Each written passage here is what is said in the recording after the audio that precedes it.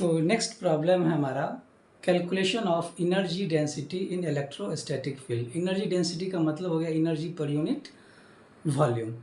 तो सपोज करो कि 3 चार्ज मान लेते हैं। एक चार्ज है Q1, एक चार्ज है Q2, एक चार्ज है Q3। ऐसे ही n नंबर ऑफ चार्ज है और ये अभी इनफाइनाइट पे रखा हुआ है ना, एट इनफाइनाइट डिस्टेंस पे रखा हुआ है। इस चार्ज को या इनफाइनाइट से उठा के किसी स्पेस में रख देना है, किसी वॉल्यूम में, है ना, किसी घर में। सपोज करो ये आपका मालूम कोई स्पेस है, ठीक है। तो इस चार्ज चार्ज 1 को यहाँ से उठा के, इनफाइनाइट से उठा के किसी पर्टिकुलर स्पेस में रखना है। ओके, उसी तरह जब चार्ज 1 को आपने रिप्लेस कर दिया, रख दिया, और फिर चार्ज 2 को इनफाइनाइट से लेके इस घर में लेके जाना है, फिर चार्ज Q3 को इस यहाँ से उठा के इस घर में लेके जाना है। तो टोटल कितना वर्क करना पड़ेगा एक्सटर्नल एजेंट के द्वारा, ठीक है। तो टोटल एनर्जी कितना हो जाएगा यहाँ पे, चूंकि 3 चार्ज मान लिया मैंने, तो W इज इक्वल टू जो टोटल एनर्जी है क्या हो जाएगा, W1 plus W2 plus W3। अगर n नंबर ऑफ चार्ज आता है तो ये प्लस डॉट डॉट करके ये क्या होता है, WN तक होता है ना। क्लियर। तो अभी मैं सिर्फ 3 चार्ज लेके मान के चला हूँ। तो अब बताओ, इस चार्ज 1 को आप यहाँ से लेके यहाँ पे लेके जाओगे तो कुछ भी वर्क करने की ज़रूरत नहीं है। क्यों? क्योंकि यहाँ पे कोई भी चार्ज पहले से एग्जिस्ट नहीं है। तो वर्क जो करता है एक्सटर्नल एजेंट किसके अगेंस्ट करता है, किसी इलेक्ट्रिकल फील्ड के अगेंस्ट, जहाँ पे पहले से कोई चार्ज हो। तो चूंकि इस जगह पे पहले से कोई चार्ज नहीं है तो एक्सटर्नल एजेंट की तरफ कोई वर्क नहीं हुआ। मतलब क्या हो गया, चार्ज 1 को यहाँ इनफाइनाइट से इस जगह पे ले जाने में कोई भी काम करने की जरूरत नहीं है। तो वर्क क्या हो गया, W1 इक्वल टू 0, ठीक है। जैसे अब ये यहाँ पे आ गया, मान लो ये 0.1 है, यहाँ पे Q1 आ गया। अब चार्ज 2 को इनफाइनाइट से लेके यहाँ पे लेके जाना है। तो किसको लेके जाना है, Q2 को लेके जाना है।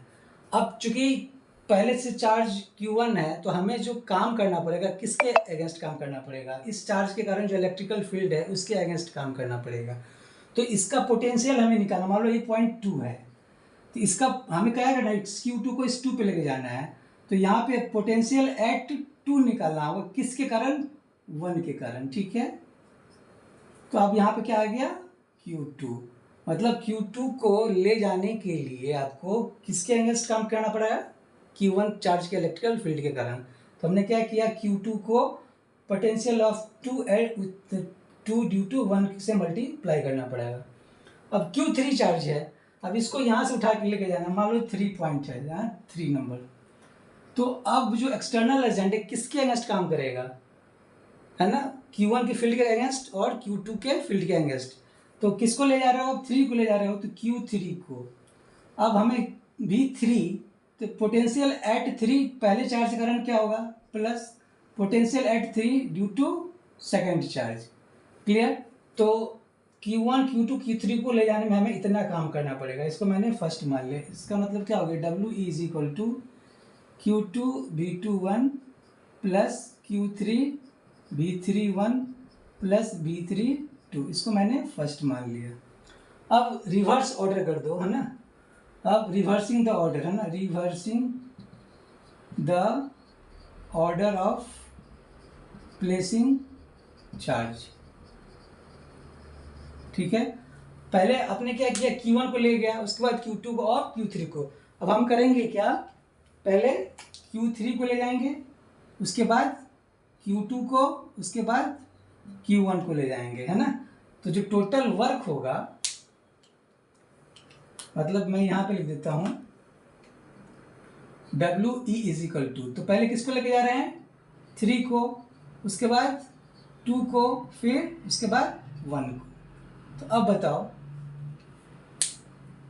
अब यहाँ पे Q3 को ले जाएंगे पहले, तो अब ये कोई स्पेस है, सपोज करो ये आपका कोई ब्लैंक स्पेस है ना, और यहाँ पे Q3 है, Q1 है, ये इनफाइनाइट पे है ना, इनफाइनाइट पे हमको यहाँ पे लेके जाना है।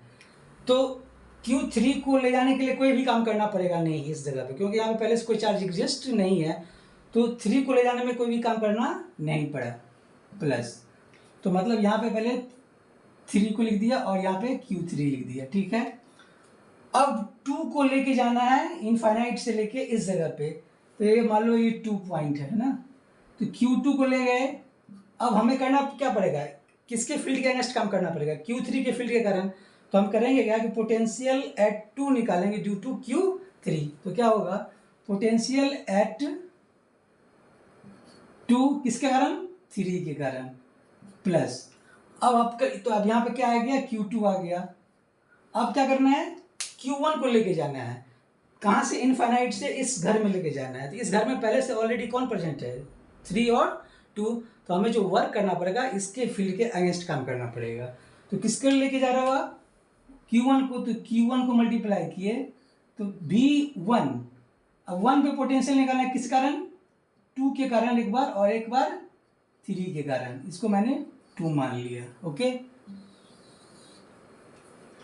तो अब बताओ, दोनों फर्स्ट प्लस सेकंड मारोगे, फर्स्ट प्लस सेकंड, तो क्या हो जाएगा, 2WE is equal to Q2 V21 plus Q3 V31 plus V32 plus Q2 V23 plus Q1 V12 plus V13, दोनों को आप जो जोड़ोगे, है ना, क्लियर।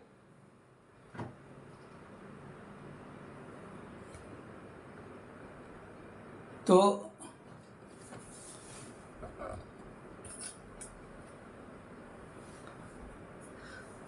उसके बाद जो है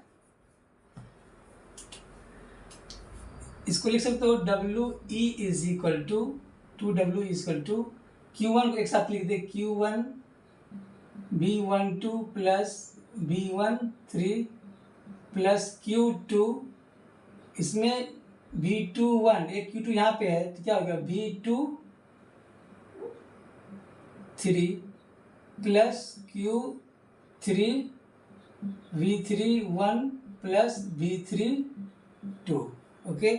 तो ये Q1, यहाँ पे क्या देख रहे हो, ये V1 क्या है, potential at 1 due to 2, potential at 1 due to 3, तो ये जो भी पोटेंशियल है कहाँ पे है, ये 1 पे है, किस कारण, चार्ज 2 और चार्ज 3 के कारण। तो ये जो बता रहा है टोटल पोटेंशियल एट 1, तो इसको क्या लिख देंगे, V1 प्लस Q2, ये क्या बता रहा है, potential at 2 due to 1, potential at 2 due to 3, तो ये जो पोटेंशियल बता रहा है किस जगह पे, V2 पे, total potential at V2। Similarly Q3, ये क्या है, potential at 3 due to 1, potential at 3 due to 2, तो ये पोटेंशियल बताएगा क्या, V3। तो WE इज इक्वल टू क्या हो जाएगा, 1/2 Q1 V1 plus Q2 V2 plus Q3 V3। इसको समेशन में कैसे लिख सकते हैं, 1/2 I इज इक्वल टू 1 से लेके 3 तक QI VI, है ना, क्लियर। तो अगर n नंबर ऑफ चार्ज रहता तब क्या होता है, इलेक्ट्रिकल ये पोटेंशियल, है ना, for n number of charge, n number of charge मतलब Q1 Q2 से Q1, अब मतलब n नंबर ऑफ चार्ज क्या है, इनफाइनाइट पे है, और सारे n नंबर ऑफ चार्ज को उस स्पेस में रख देना है, तो उसके लिए कितना एनर्जी डेंसिटी होगा, है ना।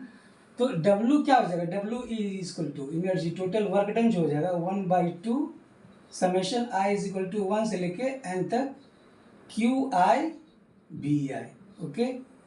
ये हो गया पॉइंट चार्ज के कारण, है ना। अगर मान लो कि लाइन चार्ज होता, सरफेस चार्ज होता, वॉल्यूम चार्ज होता, तो कैसे निकालते हैं, फॉर, ये हो गया due to point charge. Now WE due to line charge, line surface volume charge, क्या होगा, वॉल्यूम चार्ज। तो WE इज इक्वल टू क्या होता है, 1/2 समेशन का मतलब क्या होगा, इंटीग्रेशन। अब Q क्या होगा, लाइन चार्ज के लिए क्या हो जाएगा, ρL dl, ओके, B, है ना। ये हो गया लाइन चार्ज के कारण, लाइन चार्ज के कारण। रो एल डी एल हो गया चार्ज, भी क्या हो गया potential, 1/2 rho S D S, ये हो गया सरफेस चार्ज, ये हो गया पोटेंशियल, हो गया ड्यू टू सरफेस चार्ज। अब 1/2 रो भी डी वी इंटू पोटेंशियल, ये हो गया वॉल्यूम चार्ज। ये याद रखना, ध्यान रखना, ये जो डी वी है वॉल्यूम को रिप्रेजेंट कर रहा है और ये जो बी है ये आपका पोटेंशियल को रिप्रेजेंट कर रहा है। क्लियर? तो हमने निकाला अभी टोटल वर्क डन कितना होगा। ओके, नाउ तो जो नेक्स्ट टॉपिक है हमें प्रूफ करना है कि जो प्रूफ कीजिए, टू प्रूफ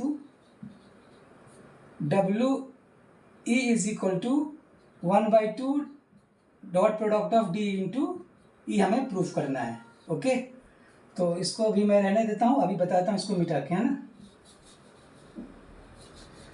क्लियर? तो ये निकला टोटल वर्क डन, है ना, total work done for replacing n number of charge in A given volume या इन ए गिवन स्पेस। ओके, तो वर्क डन निकल गया, टोटल एनर्जी निकल गया, उसको वॉल्यूम से डिवाइड कर देंगे तो वही क्या हो जाएगा, एनर्जी डेंसिटी। तो अब मैं इसको हटा देता हूँ। इसमें दो चीज़ मैं लिखा हूँ, इसका यूज़ करूँगा, डाइवर्जेंस थ्योरम और एक ये वेक्टर का फॉर्मूला है, इसको मैं नहीं मिटा रहा हूँ। ठीक है, तो इसको मैं हटा दूँ। ओके, तो energy density in electrostatic field, तो अभी जो है मैं इसको भी मिटाऊं।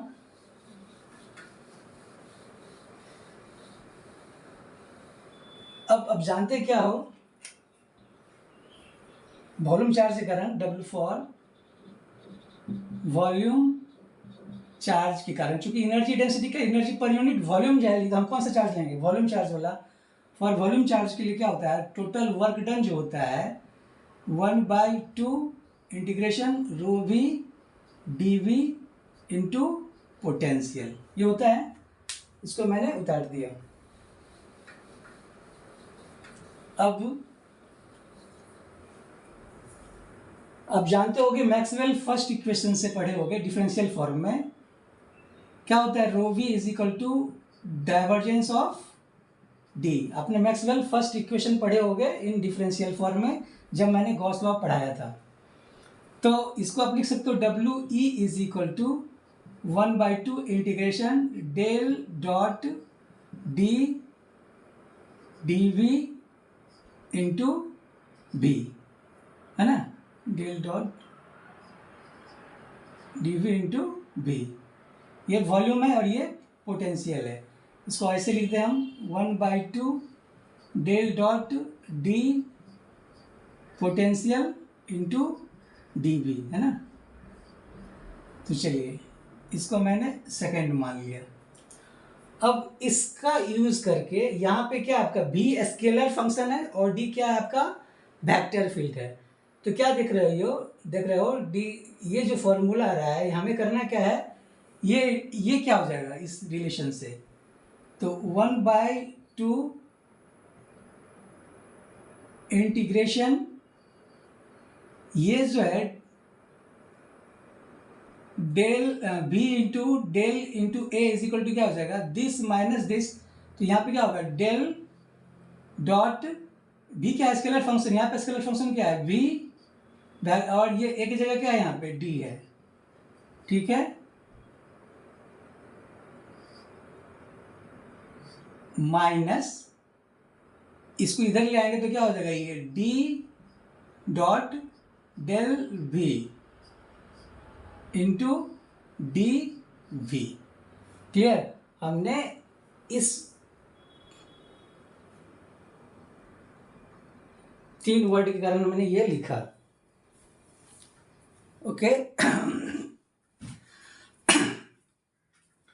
तो ये जो है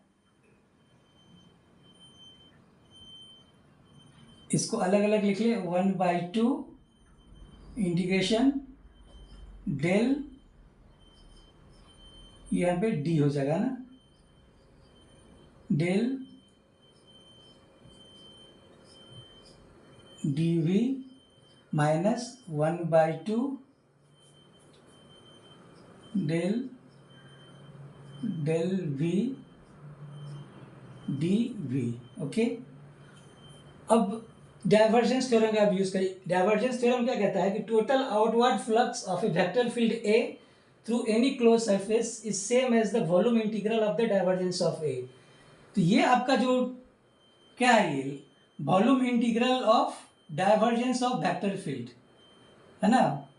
volume integral of divergence of vector field is क्या हो जाएगा, surface integral of vector field A. तो ये आपका क्या वॉल्यूम इंटीग्रल, इसको हम क्या करेंगे, ये इसको जो है आप सरफेस इंटीग्रल में चेंज करेंगे तो क्या होगा, ये 1/2 S A dot D S. यहाँ पे एक जगह क्या है, del V D dot D S है ना, इसको V D dot D S minus 1/2 D dot del V D V, इसको 3 मान लिया। अब बता रहा हूँ आपको कि ये V क्या है, पोटेंशियल है, D क्या है, इलेक्ट्रिक फ्लक्स डेंसिटी, S क्या है, एरिया। तो जो एरिया होता है स्फीयर का सब उसको तो क्या 4πr², वो क्या directly proportional to 1/, directly proportional to क्या होता है r²। सी ने फॉर पॉइंट चार्ज, मान लो पॉइंट चार्ज के कारण, फॉर पॉइंट चार्ज के कारण आपने क्या पढ़ा है कि जो इलेक्ट्रिकल फील्ड होता है क्या होता है, Q/4πε0 r²। मतलब जो इलेक्ट्रिकल फील्ड है इनवर्सली प्रोपोर्शनल टू 1/r² है। और इलेक्ट्रिकल फील्ड और इलेक्ट्रिकल फ्लक्स डेंसिटी में क्या रिलेशन है, तो D क्या होता है, D = ε0 E। इसका मतलब क्या हो जाएगा कि जो dV जो होगा इनवर्सली प्रोपोर्शनल टू 1/r² होगा। तो पॉइंट चार्ज के कारण जो फ्लक्स डेंसिटी हो गया इनवर्सली प्रोपोर्शनल टू 1/r²। लेकिन पोटेंशियल क्या होता है, पोटेंशियल इक्वल टू क्या होता है, Q/4πε0 r। तो अब क्या देख लो, पोटेंशियल जो है इनवर्सली प्रोपोर्शनल टू 1/r है। क्लियर। तो V डॉट डी, तो यहाँ पे देखो तो V क्या हो गया 1/r, D क्या हो जाएगा 1/r² इंटू सरफेस एरिया किसके प्रोपोर्शनल, r² के प्रोपोर्शनल। तो जो रिजल्ट आएगा क्या होगा, इनवर्सली प्रोपोर्शनल टू 1/r है ना। इसका मतलब क्या हो गया कि अगर सरफेस एरिया बढ़ेगा तो ये जो टर्म है वो क्या हो जाएगा, घट जाएगा। मान लो रेडियस काफ़ी बड़ा हो गया तो ये जो टर्म हो गया वो क्या होगा, 0 हो जाएगा। इसका मतलब क्या हो गया, when r become large it means it means 1/r क्या होगा, घट जाएगा, काफी घटेगा। तो क्या करेंगे, वी नेग्लेक्ट कौन सा टर्म, 1/, ये जो टर्म हो जाएगा ये जो है B D dot D S क्या हो जाएगा, अप्रॉक्सीमेटली क्या हो जाएगा, वो 0 आ जाएगा। तो हम क्या करेंगे, जो नेग्लेक्ट फर्स्ट टर्म कर देंगे तो क्या बचेगा, 0 minus 1/2 D dot del B D B. तो डब्ल्यू ई = हो जाएगा total work done minus 1/2 del dot del V D V, है ना। ओके, तो अब इसको और कैसे लिख सकते हो, 1/2 del dot minus del V D V, 1/2 B del dot, और ये जो माइनस डेल बी क्या होता है, ये इलेक्ट्रिक फील्ड होता है। अब जानते हो कि इलेक्ट्रिकल फील्ड क्या होता है, negative gradient of potential D B, ये डब्ल्यू ई हो गया, ये टोटल वर्क डन हो गया, है ना। क्या वर्क डन हो गया, वॉल्यूम चार्ज को इनफाइनाइट से उस जगह पे ले जाने में। इसको अगर डिफरेंशिएशन फॉर्म में लिखेंगे तो कैसे लिखेंगे, डी डब्ल्यू ई जब डिफरेंशियल फॉर्म होगा तो इंटीग्रेशन क्या हट जाएगा, तो क्या होगा 1/2 D dot E D V, integration हट गया। फिर से इंटीग्रेट करोगे तो फिर से यही चीज़ आ जाएगा।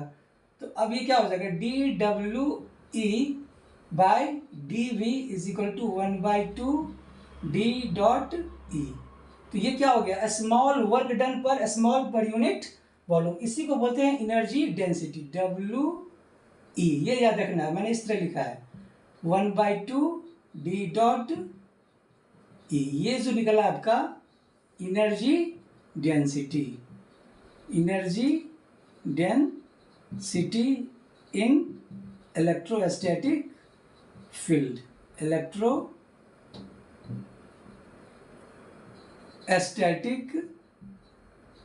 फील्ड। ओके, तो और इसको क्या लिख सकते हैं आप, एनर्जी डेंसिटी का और क्या फॉर्मूला हो सकता है, W E, small W E is equal to 1/2 D की जगह लिखा है तो epsilon naught E dot E, दोनों सेम डायरेक्शन में हो गया तो क्या हो जाएगा 1/2 एप्सिलॉन नॉट ई स्क्वायर। एक फॉर्मूला क्या होगा एनर्जी डेंसिटी का, W E is equal to 1/2 epsilon naught E square, है ना। और क्या हो सकता है, ई के टर्म में लिखे तो W E is equal to 1/2 D, तो ई को क्या डी के टर्म में लिखे तो क्या होगा डी बाई एप्सिलॉन नॉट, है ना। तो क्या हो जाएगा ये D square by 2 epsilon naught. तो जो एनर्जी डेंसिटी का जो फॉर्मूला है W E is equal to 1/2 D dot E is equal to 1/2 epsilon naught E square या D square by 2 epsilon naught. Okay, तो ये फॉर्मूला को ध्यान रखिएगा, है ना। ये क्या आपका एनर्जी डेंसिटी। ओके, आशा करते हैं समझ में आया होगा। Thank you.